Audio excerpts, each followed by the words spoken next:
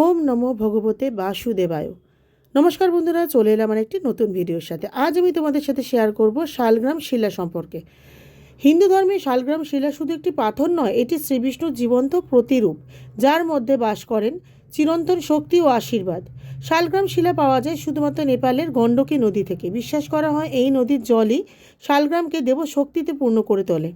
যেখানে তুলসী দেবী ও শালগ্রাম শিলা একত্রে পূজিত হন, সেখানে গৃহে লক্ষ্মী ও বিষ্ণুর যুগল আশীর্বাদ বিরাজ করে বলে বিশ্বাস।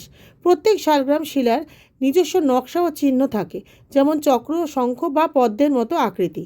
এই চিহ্ন অনুযায়ী তাকে নারায়ণ, বিষ্ণু বা কেশব রূপে পুজো করা হয়। বিজ্ঞানীরা বলেন শালগ্রাম আসলে সামুদ্রিক প্রাণীর জীবাশ্ম, কিন্তু হিন্দু বিশ্বাসে এই জীবাশ্মেই দেবশক্তির প্রকাশ ঘটে। বিশ্বাস করা হয় যার ঘরে শালগ্রাম শিলা থাকে সেখানে অশুভ শক্তি প্রবেশ করতে পারে না, আর গৃহে শান্তি, সমৃদ্ধি ও ঐশ্বর্য বজায় থাকে। আমার ওই ভিডিও ভালো লেগে থাকলে শেয়ার করে, লাইক করে আর সাবস্ক্রাইব করে পাশে থাকার অনুরোধ রইল। খুব তাড়াতাড়ি দেখা হচ্ছে আবার একটি নতুন ভিডিওর সাথে।